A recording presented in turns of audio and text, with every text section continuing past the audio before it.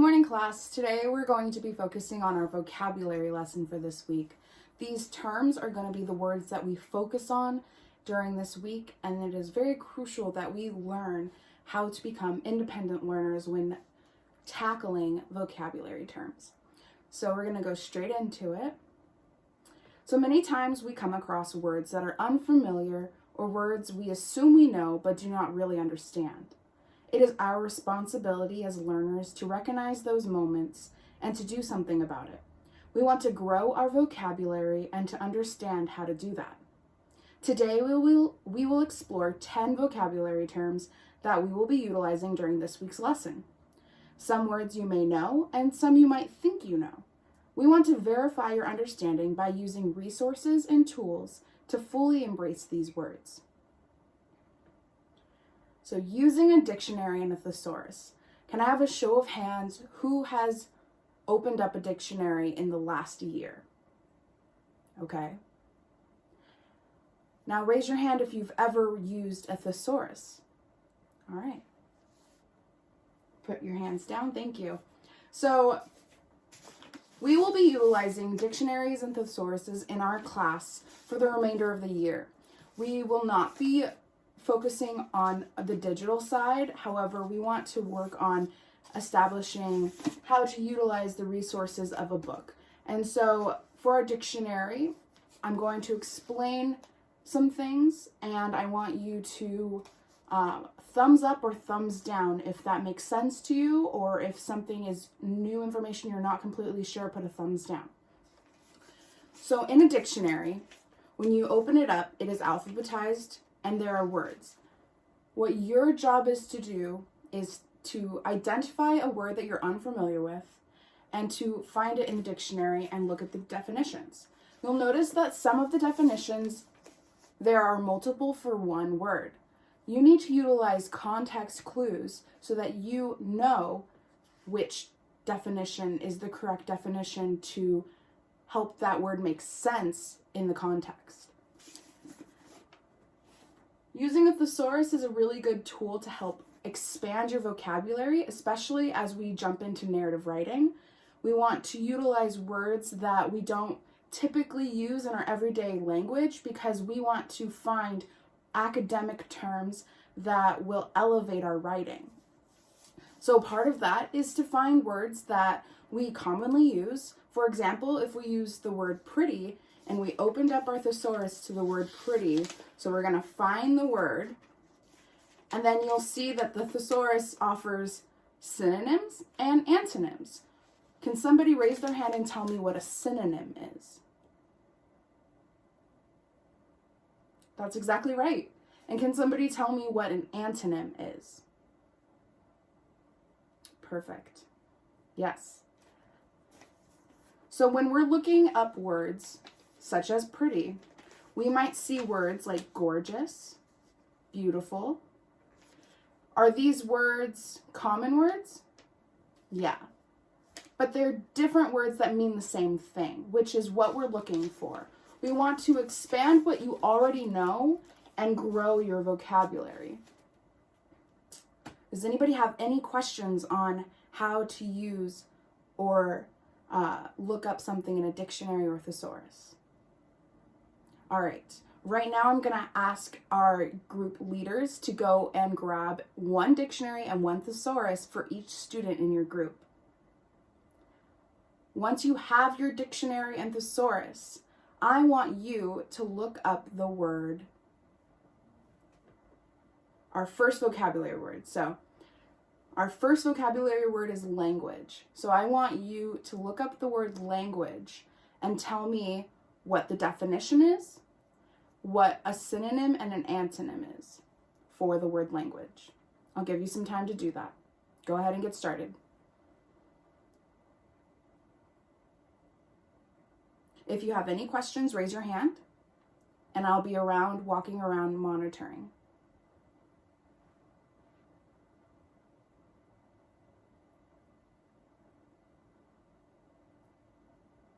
All right, it looks like everybody's complete. I would like one person to raise their hand and tell me the definition of language. Beautiful. Yes, that is exactly it. Did anybody find a different definition of language? We don't have any context here, so you are okay with finding both meanings of the word. Yes? Perfect. All right. So now we're going to go and I want you to tell me one synonym for the word language. Can somebody raise their hand? Don't shout it out. Raise your hand. All right, I'm going to call on 3 of you. I want different words. So, yes. That's a synonym? Yeah, good job. A different one? No, a different one. Did you find another one? Was there another word? Perfect. Exactly. Now, same thing for antonyms. Can I have some volunteers raise their hand? We're not shouting out, we're raising our hand. Perfect. Great. All right. Thank you. All right, and one last one that's different than those 2 words. Awesome. Thank you for volunteering. I appreciate you. So, we're going to move through and go through our 10 terms now. When I say the word, I want you to repeat the word after me. Does that make sense? Thumbs up or thumbs down? Perfect. All right, so we have language. All at the same time, okay? Let's try again. Language. Great. Dialogue. One more time. Dialogue. Beautiful. Communication. Communication. Consequence. Consequence. I love it. I love hearing everybody in unison. Currency. Currency. Character analysis. Character analysis. Let's try it one more time. Character analysis. Perfect. Impact. Impact. Foreign exchange. Foreign exchange. Good job. Narrative. I said that word earlier. Narrative. Yes, that is what we're focusing on in our writing unit this week. Narrative. And last but not least, connection. Connection. Great job. So right now, I want everybody on your piece of paper to write down all 10 words. I'll give you a few minutes and then we'll move on. So write down all 10 words. Please number your words so that you know that you have all 10.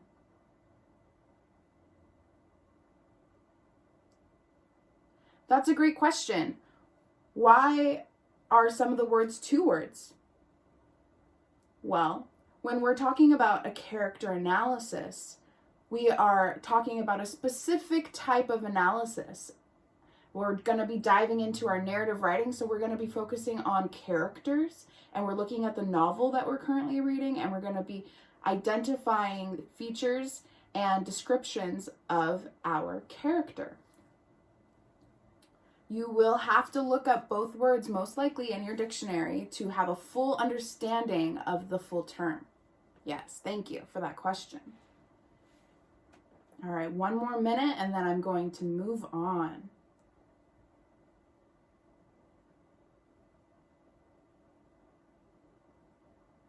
All right. Thumbs up if we're done. Thumbs up if we need a few more seconds. Okay, I see you. We'll give you a few more seconds. All right, let's move on now. If you did not get all the words, I want you to peek at your neighbor's page and just finish up writing them, okay? But we're going to move on. So creating an anchor chart, and then we're going to do a small group discussion. So your first task today is going to be creating your own anchor chart. You notice around my classroom that I have created these ones for you and with you that highlight different things that we're learning. So what do you think your anchor chart is going to have? Exactly, it's going to be on your vocabulary terms. So I'm going to give you an example of my own. I have done 2 words from our vocabulary list, so you don't have to do them. I'm kind of giving you this, and we just worked on one of the words, so we're going to see if we got it right. So here is an example of our anchor chart. At the top it says, important words to know.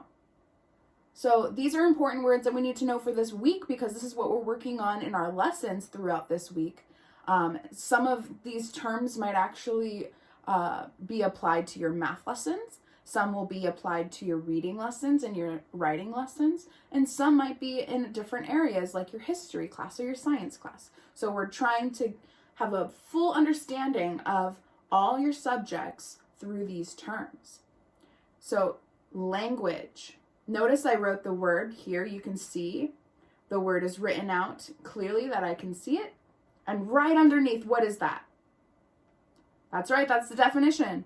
So, the principal method of human communication consisting of words used in a structured and conventional way, conveyed by speech, writing, or gesture.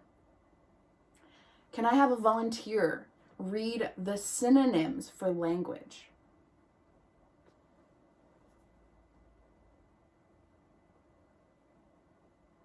Perfect.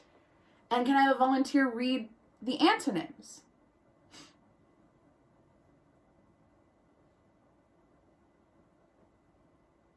Awesome. Now I'm going to challenge one group to look up the definition of our second antonym, silence. When you read that definition, I want you to identify how it is different from language. All right, group 1, that is for you. So group 2, I'm going to challenge you to look up the word jargon. Find the definition and see if that is something that connects and is similar to language. Group 3, you will be looking up mute. That is an antonym. You will find the definition and determine if that is the same or different. And group 4, you will be using the word dialect. That is a synonym. Look up the definition and determine if dialect is the same as language or different. All right, go ahead and get started. All right, it looks like everybody has finished. Can one speaker from your group, one brave volunteer, stand up and explain what you found out? Group number 4. Yes, you thought I was going to say group 1, but nope, we're going to go group 4. All right. How is dialect the same?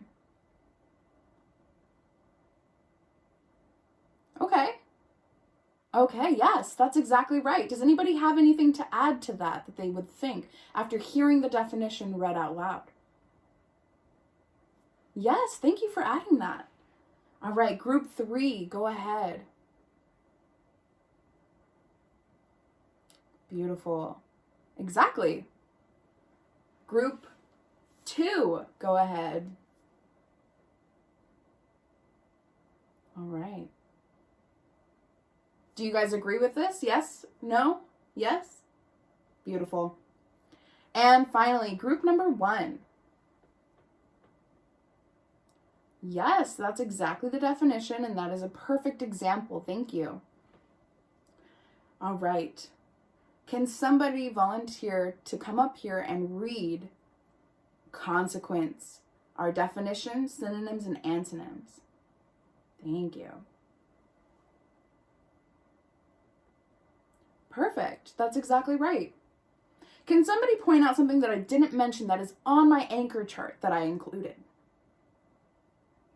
That's right. At the very bottom, you'll notice that I have written out a sentence utilizing the word language. Notice how language is written in a different color than the sentence to have it stand out so that you immediately recognize that I was utilizing our term in a complete sentence. And I said complete sentence. Yes, there is a capital and a period and a full thought. Beautiful.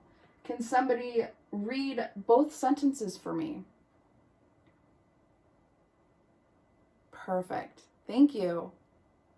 Thank you. Good job. All right. So now that you've seen my example, I want you to notice the two arrows on the side. I'm calling an action out. I want you as students to provide an example of language.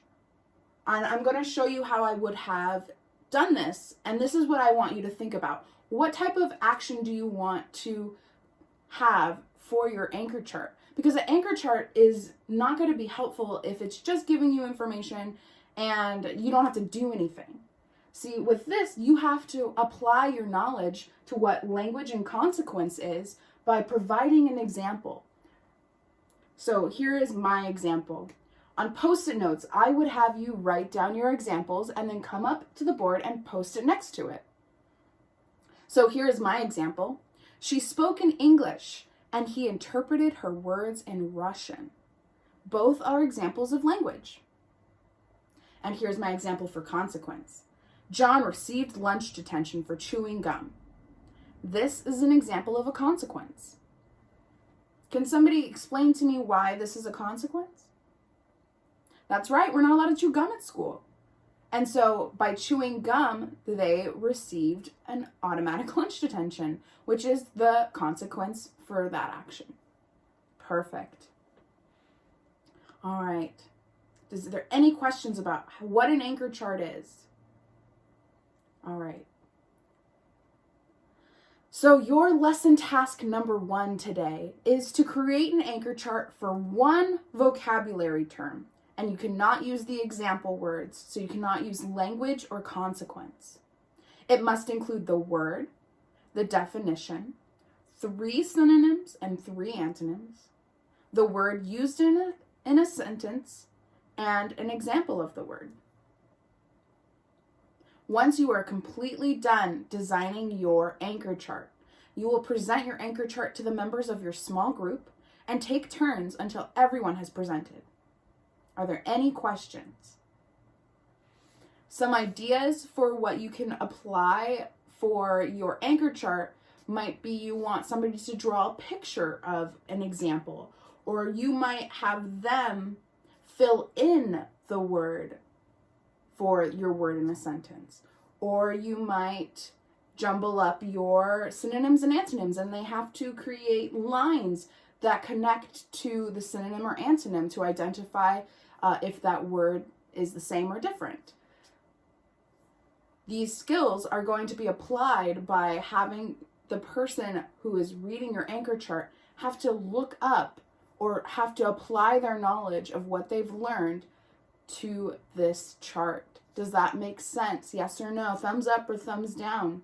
All right, I'm seeing some thumbs up. I'm going to walk around the room and I'm going to see how everybody's doing, but I want you all to get started. We have markers and crayons and pencils over in our section here in our craft section. Go ahead and get what you need. Go back to your seats and you'll have 10 minutes to work on this. All right, get started. All right, it looks like all of our presenting is done. I love what I see. I'm going to ask group 1 to come up and post up your anchor charts around the room here in this section. And group 2 over in this section. And group 3 here and group 4 here. Perfect. All right, it looks like we've covered almost all of the words. There are a few words that we did not cover. So, your lesson task number 2 is on a separate piece of paper, write all 10 vocabulary terms, their definitions, and include 3 synonyms and 3 antonyms for each word. You need to utilize your dictionaries and your thesauruses to find this information out. If you do not finish this in class, this will be done tomorrow. So you will be leaving your work here and we'll be picking it up tomorrow. For bonus points, if you finish early and you want some extra points, you can circle 5 synonyms or antonyms, so 5 out of all the ones that you've written on your page. And I want you to look up the definition, but you do not write the definition. You just look it up in the dictionary. This is called verifying information. I want you to verify that that word actually is a synonym or antonym for your term. Finally, I want you to write each word that you've circled in a sentence. All right, so go ahead and get started. And when the bell rings, you'll be dismissed. Please put your papers in a pile at the middle of your desks and have a great day. Thank you.